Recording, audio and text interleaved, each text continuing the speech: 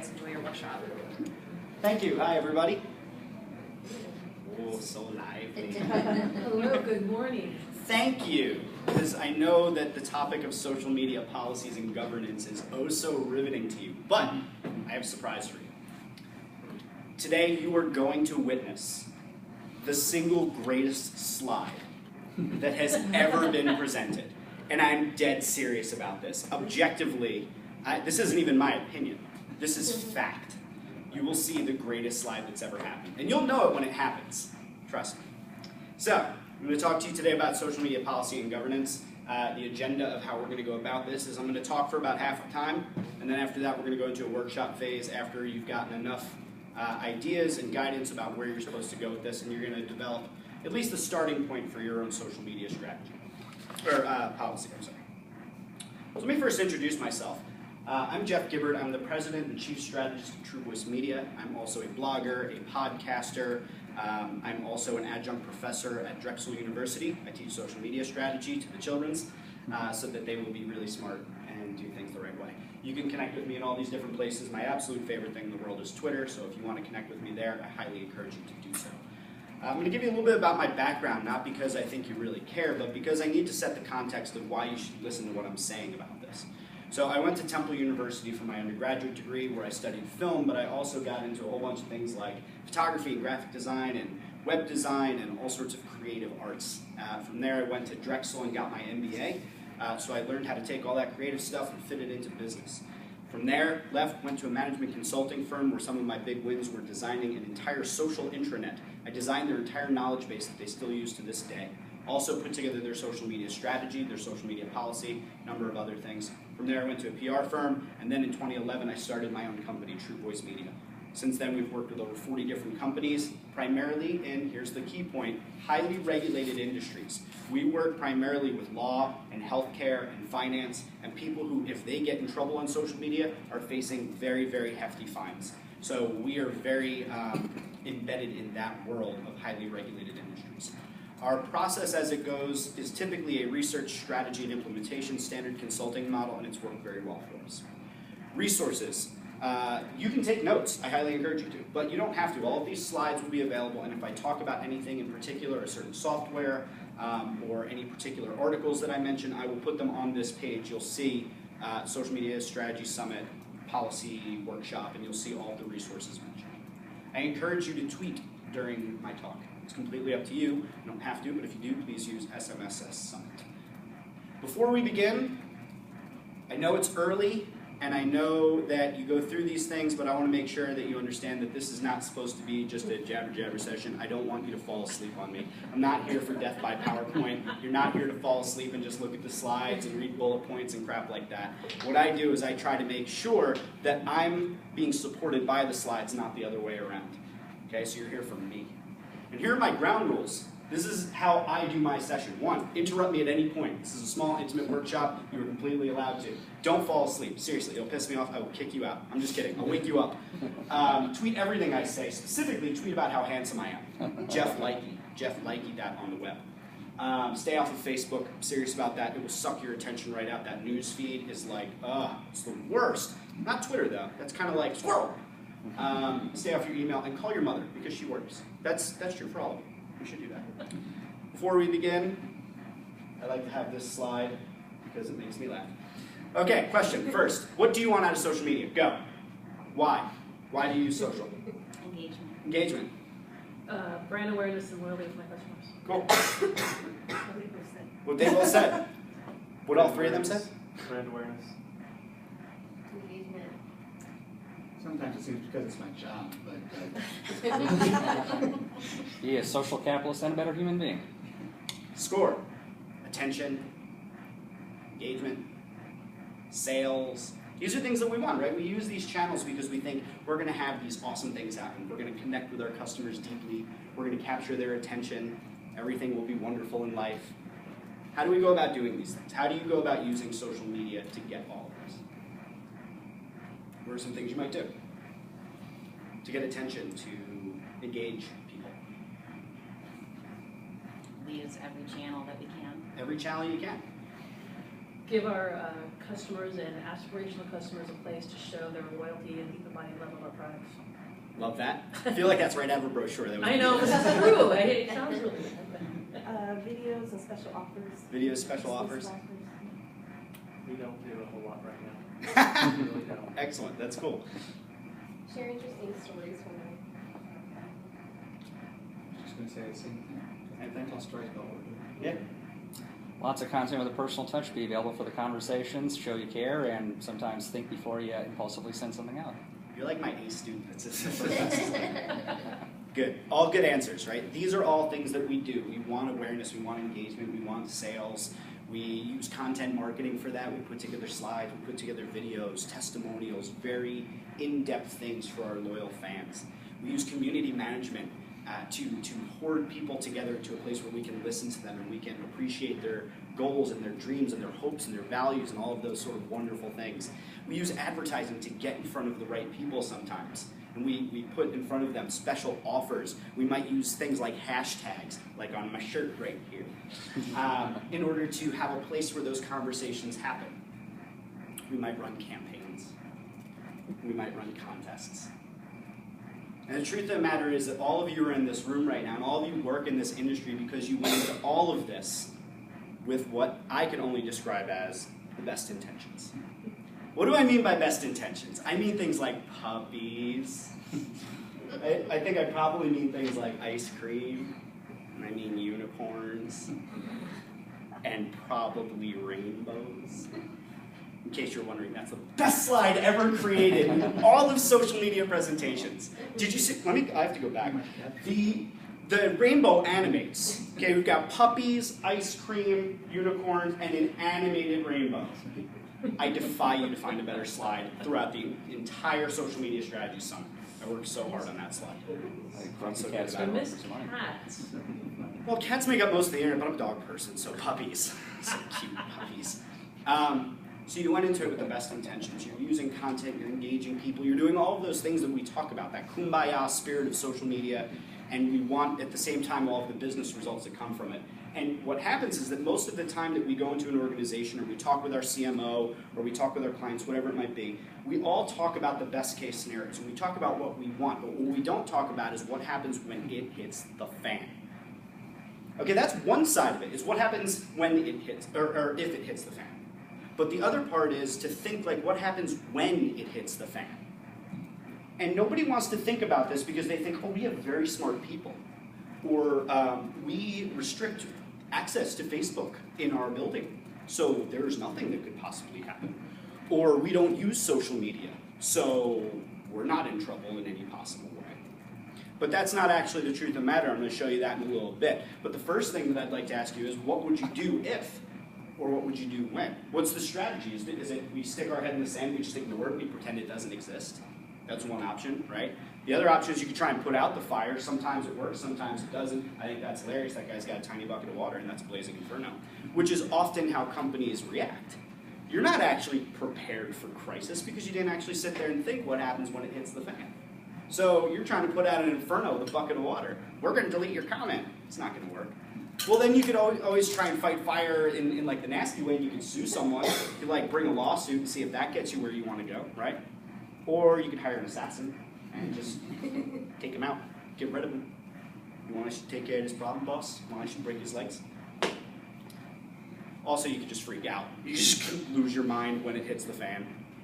But all of these options and all of these questions and going in with the best intentions when it hits the fan is the reason why you need a policy in the first place. The policy is there to protect you.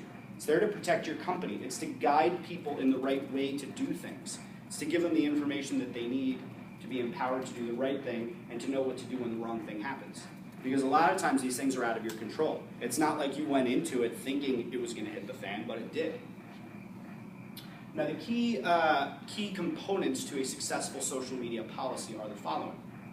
The first is going to be buy-in. Because I don't care how good your policy is, or how well written it is, or how thorough it is, but if people don't read it, if people don't believe it, if people don't buy into what it's there for, it's completely useless. It's the same thing as a social media strategy. I've written social media strategies that quite unfortunately, in all of their beauty and glory, sit on a shelf. They're short, sweet, to the point, effective, but They sit on a shelf, so they're ineffective. Same thing with policy. If nobody buys in, it's not going to work. The second thing is awareness, and what I mean by awareness is that understanding the landscape and understanding what is out there and having a general knowledge of what the potential pitfalls are is a huge component of having an effective social media policy and being able to adapt. And the final is preparation, which is the entire purpose of the policy, is to be prepared for a variety of different situations. So I'm going to start with buy-in. So what I mean by buy-in, again, is that you want people to use this strategy or this policy, and the reason you want them to use it, or the ways you can get them to use it, are the following. The effective policies that I've written and that I've seen work in companies are short and sweet and to the point, and they're empowering rather than restrictive. So the first slide that I had up there was a sandbox. I always like to use that as my mental vision for what I mean by an effective social media policy. The sandbox you can play in. This is all fair for you to play, and we want you to play in the sandbox. But outside the sandbox, hot lava. Don't touch the hot lava. It's a way of at least framing things so that you're giving people encouragement to do things. You're letting them play in the sandbox. You're not just saying, don't do that, don't do that, don't do that. You're saying, first, here's where I want you to play. The second thing is that it's got to be short, direct, and written in plain language. I can't tell you how many policies that I have seen that are written by an attorney.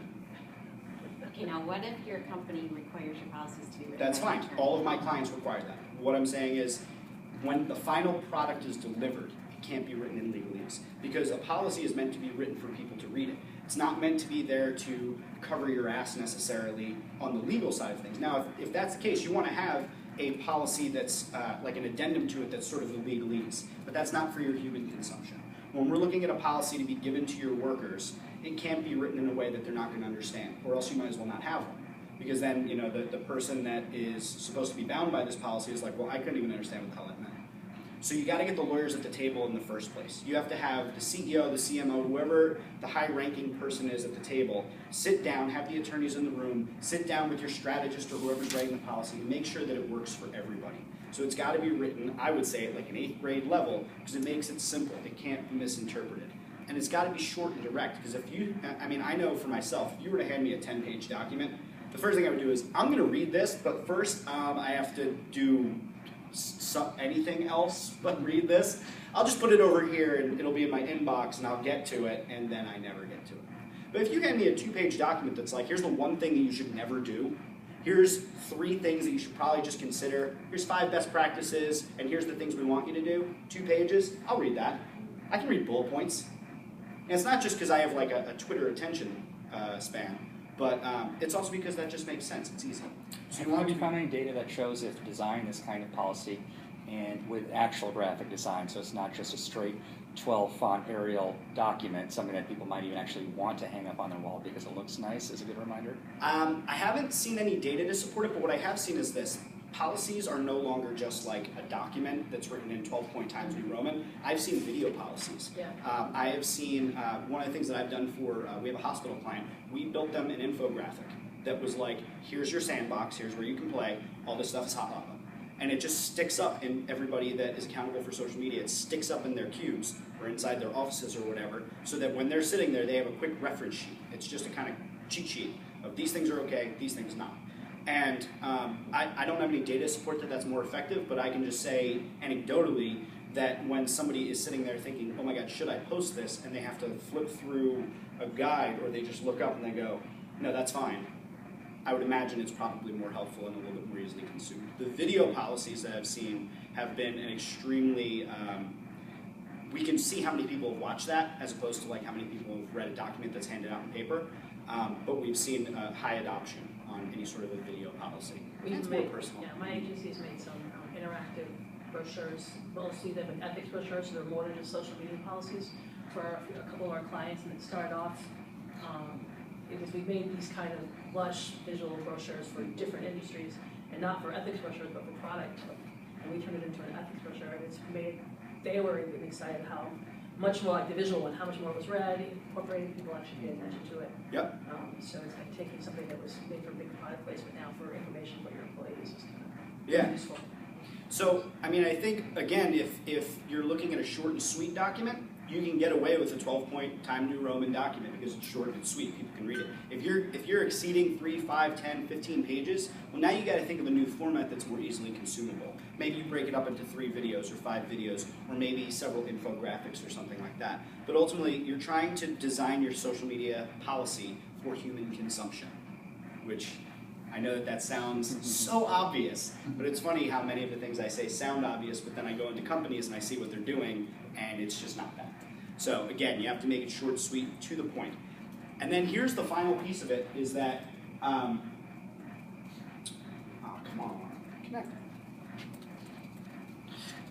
Even if you have an effective social media policy, it's not going to protect you 100% of the time. That's what the rest of this presentation is going to be about, is that even if you are awesome and you can put together the most incredible social media policy ever, and it covers all of your bases and everything, it still doesn't mean that it's going to work, because there are so many other variables that just can't be controlled.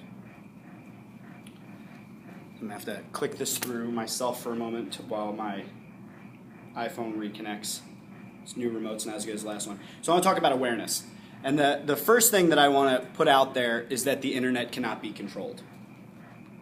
And this is a fallacy that is often put in place in a lot of companies where they think that restricting internet access will stop any sort of liability. Hands up if you don't carry one of these little glass-covered rectangles that connects to the internet. Anybody not do that anymore? Yeah. So I guess that internet restriction policy on the desktop is pretty dumb, because it doesn't really work. Because we all have these things now. And we don't need their internet to be able to connect and communicate with other people outside the walls of the company. But beyond that, even if you think you can, even if you can somehow find a way to do that, it can't stop things from being misinterpreted, and it can't stop things from spreading. I want to talk about something called the Streisand Effect. Does anybody know what the Streisand Effect is? Has anybody ever heard that term before? Hands up, anybody? Awesome, fresh room, great. Yeah, that's right. Yeah, I know it. The Streisand Effect is this. It's a story, a true story, that illustrates that the internet cannot be controlled. This picture right here is a picture of Barbra Streisand's mansion.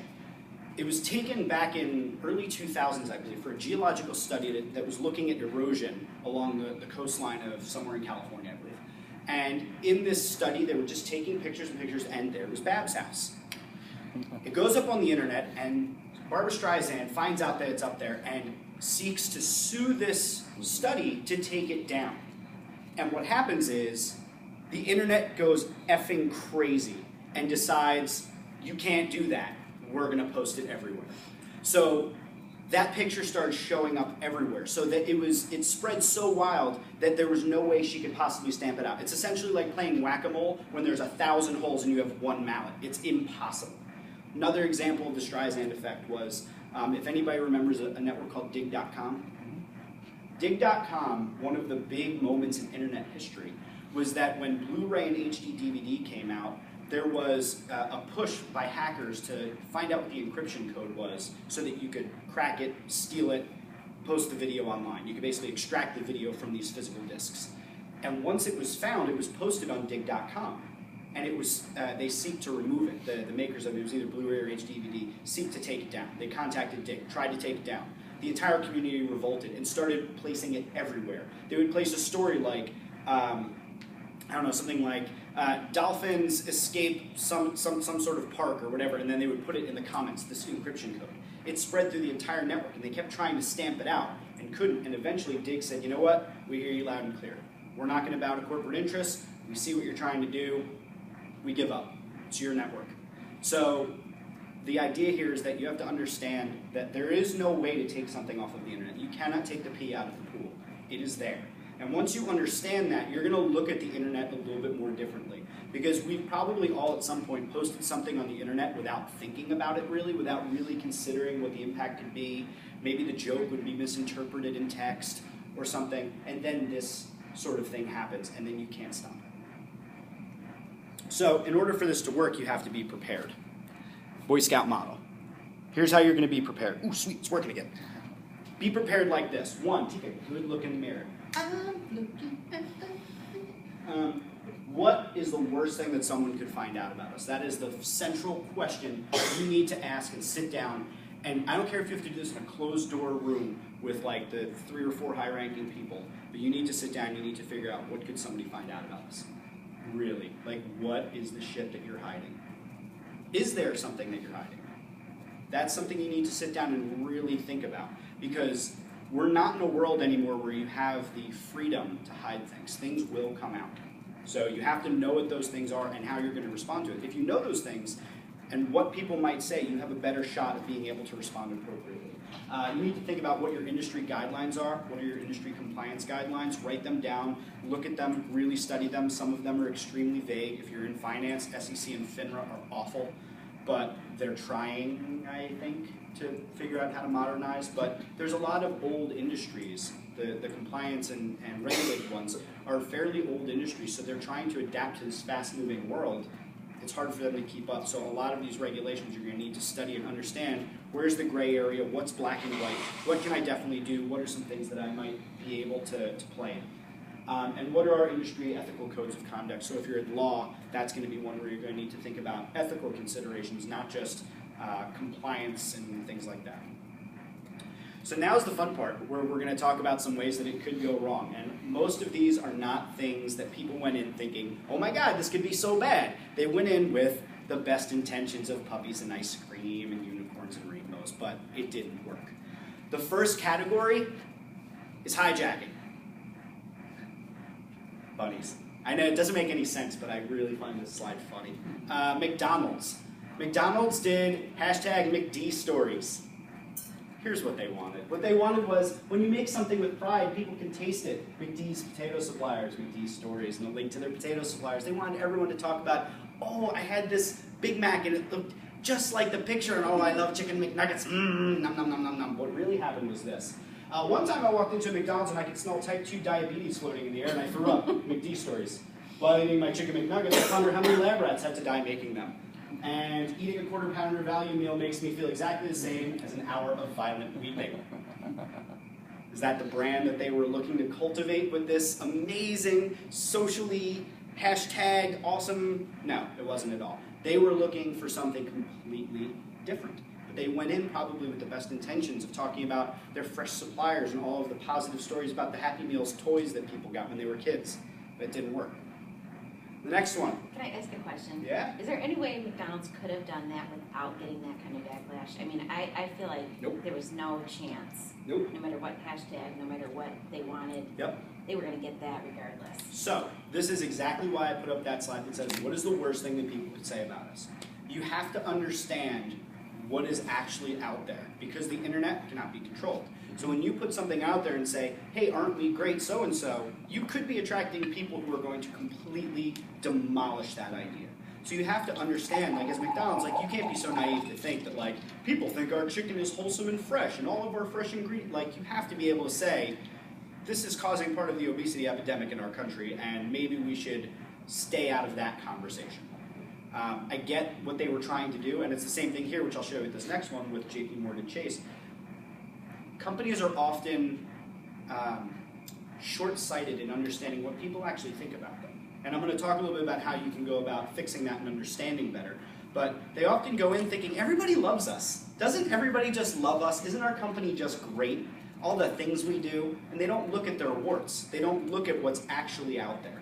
So I think when you go into these sort of projects, you need to really strongly consider, and this policy is meant to actually govern some of your social media strategy, the tactics that you put in place. You need to look back to your policy and think like, okay, well, is this going to put us in trouble? Is this going to put us in a position where we need to respond to something in a really serious way?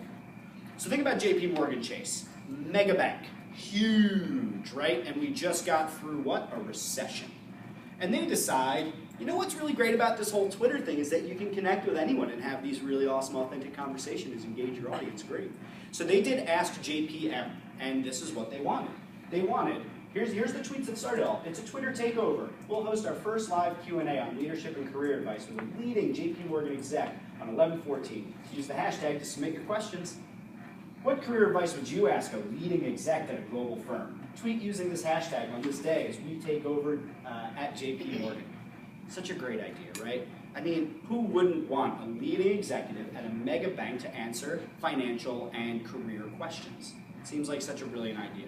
Of course, if you think about the fact that Wall Street basically just demolished our entire economy and a lot of people have a pretty big backlash towards big banks, oh, and Wall Street still has this movement called Occupy that has a pretty active Twitter account, you might probably avoid something like this, because here's what really happened. What's your favorite type of whale? As a young sociopath, how can I succeed in finance? Every time another person loses their home to an illegal foreclosure, does a bell ring? By the way, these are hilarious. Check this one out. Would you rather negotiate with 1 horse-sized Eric Holder or 100 duck-sized Eric Holders? Amazing. So, again, these are examples of we went in with the best intentions. We wanted to give career advice and show people that we're connected and we're engaged, and that we can do this Twitter thing even as a big bank, and even as a leading exec who's probably worth multiple millions of dollars per year. But it backfired. That's my question is, anytime you have certain hashtags out here, ask for conversations. No matter how good your policy, your preparation, how great the hashtag is and how it's not naive, you're probably going to get, on Twitter especially, some comments. So what's the tipping point, or what's the, I mean, if they got 2 or 3 or 10 of these out of 10,000, I'd consider it a success and I wouldn't worry about those. They add so many that they cancel this. Okay, and that's what I think is that's really what you're going at. Is always small examples, but it's really the majority of the back of the response is not what you wanted. It's something else, as opposed to it's always going to be a mix. Yeah, I mean, you never know, and the thing is, you never know what's going to catch fire. Is anybody familiar with the cancel Colbert hashtag that was trending? So Stephen Colbert made a joke that was a satirical joke about the Washington Redskins not wanting to change the name of their team, which is a completely racist name. The Redskins, it's just completely racist. So he makes this joke. The joke is taken out of context and tweeted on their Twitter account, and somebody takes offense to it and starts up a campaign, cancel Colbert. And it winds up becoming a trending topic. Now, if you look at the actual trending topic, 90% of people, 80% of people were saying, this is stupid, you took the joke out of context, you don't even understand satire. Right. The other 10% are going, yeah, it's racist, and it's like, no, you idiot, read the joke, it's not. So anyway, the point is that, to your point, you never know what's going to be the nature of it, and just because something trends doesn't mean that a few negative comments is a bad thing. Right. I think it comes back to what's the worst thing somebody can say about us, and how bad is it? Like, if you know that you are taking your employees' pensions and offshoring them, and you might run away with all of their money, and you decide to host a Twitter chat about something, well, it's probably a bad idea. But if it's like, your Chipotle, and everything that you buy is organic, and the one thing on your and locally sourced, and the one thing that's on your menu that you can't find organic, locally sourced, and non-GMO is soybeans, because 99% of them are, you can't do much about it. You're trying, like you're doing your best. You're a company with integrity, so you can't win every battle, but if you can at least say, look, we're trying our best, here's links to our sources, here's what we're doing, and you have the response strategy in place that's like, look, we are doing the best we can. If you're a company with integrity, then yeah. But if you look at the worst things that are in your company and you realize we have some shady shit going on, you probably have to reevaluate what your social media strategy is going to be, because that stuff will come to light. This part is hilarious. Ready? Ask JP Morgan Chase, right? Ask JPM. This is a hashtag they put out there. Mega bank. That whoever came up with it doesn't think that this could backfire, winds up having to cancel him. Okay? This guy who worked at JP Morgan Chase leaves JP Morgan Chase, and he goes and he works for the New York Police Department. No. It's the same guy. No way. It's the same guy. The same guy. And decides that he's going to do my NYPD. Yeah. And here's what he wanted.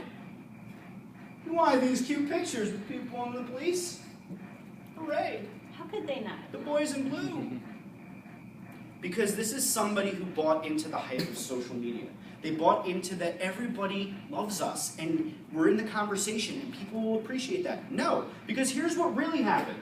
They showed police brutality, people being beaten. And then there's some really satirical stuff here, like free massages from NYPD. What does your police department offer? So, I mean, kind of funny, but didn't learn from the mistake originally, and now the press that's out there about the New York Police Department is primarily negative. There's a few people there stepping up to the defense of the police department. This isn't what the police department needs, They don't need this, but it does shine a light on what's out there. And that's, again, the point. You can't control the internet. You can't control what people are going to do with the conversation. And that's the big shift, is that the conversation is no longer controlled. When it was the days prior to social media, and there was print and television and radio, and you bought your placement on there, or you earned your way there because you did something, it was a one-way conversation. And there was nothing anybody could do other than have a chat with their friends about how BS it was. But now it's changed. The control is no longer in the brand's hand, because the brand isn't even in the brand's hand. It's in the consumer's hand. And the people that are having those conversations control it. Now here's what's really messed up about this New York Police Department thing. So that schmuck is over at JP Morgan Chase and has this idea, and it doesn't work, and it fails miserably. Then he goes to the NYPD, and it fails miserably. But it's not bad enough that he screwed up 2 different campaigns, because what happened next is that that campaign that he started, police departments around the country had nothing to do with it. They had no part in this. Now all of a sudden they're part of this campaign. So now you're seeing in Los Angeles, people doing My LAPD. They didn't start this campaign. So this is why they had to be prepared, because this wasn't even their idea. They didn't start NYPD. So now it comes to LA and they're thinking, crap, how do we respond to this? And it's not just Los Angeles, it's Chicago. It was Oakland. It was, I believe, Alabama maybe? Arkansas? It was one of them, I forget which. So, but it was all across the country. You start seeing people saying, you know what, police brutality exists everywhere. Like, we need to shine a light on it. So this guy didn't just start off a bad campaign in New York. He started I mean, not a bad campaign, but from a PR perspective, from a brand perspective, he set off a firestorm across the entire country. So again, it comes back to this question. What is the worst thing people could find out about us? That's the starting point of a good policy, really. Do you have lawsuits against you? Do you have disgruntled employees? Do they have some truth in what they're saying about being let go or whatever it was? Or even if they don't, what's the worst thing they could do with it? Could they make it into a conversation that we have to respond to? It's all about preparation. The more you think about these kind of questions, the more you're going to be prepared for when it eventually does happen. And if it doesn't happen, consider yourself lucky, thank your lucky stars, but at least you were prepared. The internet cannot be controlled, and when I think about that, and I think about the people that started these campaigns, is that these people started these campaigns with the best intentions, and then when it didn't work, they said, we have a Twitter problem. They didn't ask what's the worst thing, and they didn't think about the fact the internet cannot be controlled, and then they said, we have a Twitter problem. No, you don't have a Twitter problem. Maybe you just suck. Maybe that's the case. Maybe you actually just suck. Maybe it's not Twitter's fault. Maybe you just suck and you need to think more. The next thing I want to talk about are fails. Fail is a common internet term, which I'm going to define for you now. There are 110 definitions of fail on Urban Dictionary, which is hilarious because it is a single word that has a pretty clear meaning. There's 110 different definitions. But I have my own because why not? 111 is probably more than 110. Thou sucketh greatly.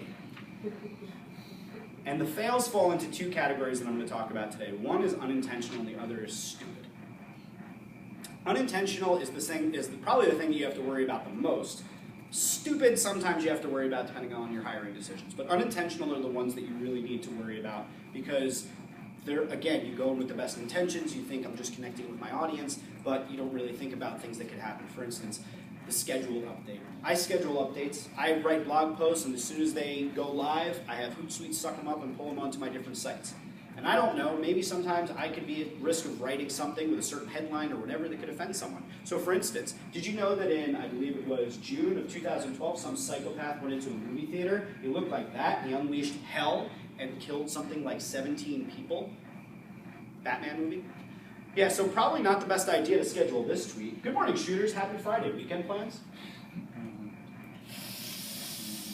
Sorry. Yeah, so when you're scheduling, you need to think, especially if something happens, something big, are we in a potential situation where people are going to backlash against us for something seemingly innocent? And that means you have to look into why something is trending, because on that very same incident, the Aurora school shooting, or movie theater shooting, where that psychopath went in there and unleashed hell during Batman, which is messed up, because superhero movies are sacred. But look into why something is trending, because, okay, so National Rifle Association, of course they're going to post something about shooting guns and such. right? Of course, rifle people like guns, and they're going to talk about that on Twitter. So it makes sense, right? So maybe it was a little insensitive. Most of their tweets probably needed to be shut down for a little bit in the wake of that, but whatever. What if you're just a boutique and you post something along the lines of, Aurora is trending, clearly about our Kim K-inspired Aurora dress, shop here. You're just a boutique, and you don't even know any better because you don't look into the trending topic. Now again, they come back and they're going to apologize for it. They have a PR firm that's not US-based, but I don't care if you're US-based or not. You see something's trending, click on it. What's happening? It's not Kim Kardashian's dress. It's a movie theater shooting. One click, you got that. So again, look into what you're doing, look into any events that happen, your scheduled tweets, things that you're putting out there. Make sure that you're at least being safe about it and make that part of your policy to just be smart. So those are kind of the unintentional ones, and sometimes you're going to see things like people just having poor judgment, which kind of bridges the gap between stupidity and unintentional, but here's a couple. Boston, our hearts are with you. Here's a bowl of breakfast energy we can all use to start today, right after the Boston Marathon bombing. Yeah, because that's what everybody's thinking about is their healthy breakfast in the wake of that incident. What about Hurricane Sandy coming in? American Apparel sending you an email, 20% off everything for the next 36 hours, just enter Sandy sale. Really? Capitalizing upon the fact that people might completely lose everything in a devastating storm? No, that's probably a good idea. Cotton tees are exactly what's on my mind. What about this person? She dressed up for Halloween as a Boston Marathon bombing victim. She worked at a company, just decided that she would do this. This company had no control over what she was doing, and she posts this picture in her office as a victim. She got death threats. The company got death threats, bomb threats, and things like that for what this person did purely stupidly. Bad judgment, awful. I mean, no excusing it whatsoever, but how do you as a company prepare for that? What ifs? You can have it in your policy, but at the same time, if people don't understand, if people don't have an awareness that these things can happen, they might just go in with this innocent idea that, you know, it's satire, maybe people think it's funny, whatever. This one was recent, Justine Sacco. Going to Africa, hope I don't get AIDS. Just kidding, I'm white. Really now?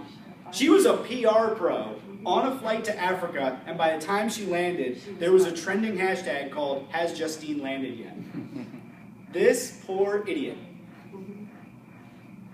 Just thought it was funny, you know, just thought, oh, the funniness. Yeah, no, not so much. But you can't stop stupidity in your organization. It can happen at any moment because sometimes people just don't think. They just use poor judgment. Let me ask in this case with Justine Sacco, is it known in terms of that being her more of her personal handle than her professional handle, and does that apply a level of context that might be missed too? I would say this. It's a good question, but in today's day and age, there is no line. What you are personally is who you are professionally. What you are professionally is who you are personally. And what you say on your personal accounts, you can be held liable for on your professional accounts. You know, look what's happening with Donald Sterling right now in the LA Clippers. Like, he said something as a remark to somebody else, not knowing he was being recorded, and now he is potentially going to lose an entire team. Now, I'm not crying for a racist billionaire, mind you, but I'm just saying, you never know what's going to happen, and whether you're having a private conversation, personal conversation, it's public, it doesn't matter, I think. You're always going to be under scrutiny.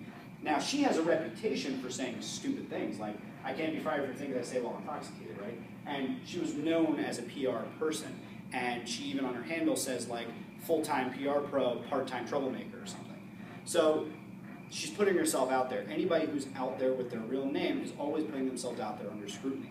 And here's some of the things that people said. Girl, rest in peace your career, and I'm going to walk you through this. Crap yourself, buy a ticket for the next flight home, look for a new job, delete Twitter again, which is probably the best way to handle said situation. So we had unintentional, we had poor judgment, which bridges the gap between unintentional and stupid, and then we have the people that are just dicks. Like, these are just people that are going to just say stupid things without any care for anybody else. They're just awful people. And you never know, that could happen. You could have one of them in your organization. So, The Onion. I love The Onion. They are satire, I get it, but even this one they pushed a little bit too far. This little girl was the star of Annie, and that blocked out word is like the word. Like the word that I won't even dare utter, but it's the C one. Yeah. So everyone else seems afraid to say it, but that, I can't even say her name, is kind of a right? So too far, right? The backlash from that, probably not going to want that. Kenneth Cole, notorious for being awful. When the Arab Spring happened, he said millions are in uproar in Cairo. Rumor is they heard about our new spring collection, which is now available online at Kenneth Cole. And then, not to learn his lesson from that, which happened years and years ago, boots on the ground or not, let's not forget about sandals, pumps, and loafers. Footwear, after we went into Afghanistan. Some people are just dicks, they don't think about it. And then Amy's Baking Company, anybody read this? Tirade. It's not even, just go look it up. It's the most ridiculous. He was the one that was on Hell's Kitchen, I think it was. They were a baking company out in Arizona, and Gordon Ramsay walked off the show because he couldn't even tolerate these people. And then basically people started trolling their Facebook page, and these people lost their freaking marbles. Started cursing at people and literally responding in the worst possible way. Now they said their Twitter account, their Facebook. They say it got was hacked, and then they were like, okay, it didn't. And then they started trying to sell T-shirts about the different things that they said. Here's your effing pancakes or something. It was ridiculous. And then there's the really bad stuff, okay? So we've gotten through the human element, which is that there could be unintentional things. You could get hijacked on your trending topic. You could have stupid people in your organizations, all that stuff. And then there's the really bad stuff, which is these sort of regulations. If you're in any of these kind of organizations that adhere to these sort of compliance and legal and ethical guidelines, this is the really bad stuff. Because brand perception is one thing. But being levied a $100,000 fine for saying something stupid, probably worse. So if you're in any of these industries that have anything to do with all of these compliance and regulatory guidelines, seriously look into them. Make sure that you're understanding them. Don't use them as an excuse to not do anything online, but make sure that you deeply understand where the gray area is and what is black and white. And make sure that everybody in your organization knows this, cold. Without reading the policy, they know it in their soul that they're not supposed to say certain things. So that's my presentation, and I'm going to give you a short little break to stand up and stretch, drink some water, get some coffee if you want it. Then when we get back, we're just going to do a workshop where we're going to sit down and talk about some things. I'll help you in any way I can.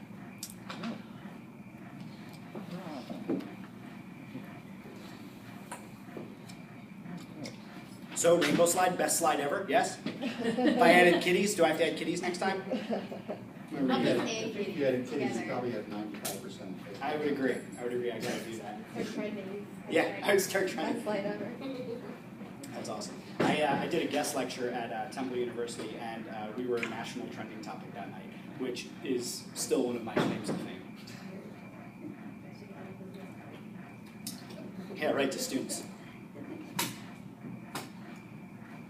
I don't know, maybe you might need a little more guy stuff in there too, if it's the best one ever. Have that right line where Braveheart gets work perfectly with men and women.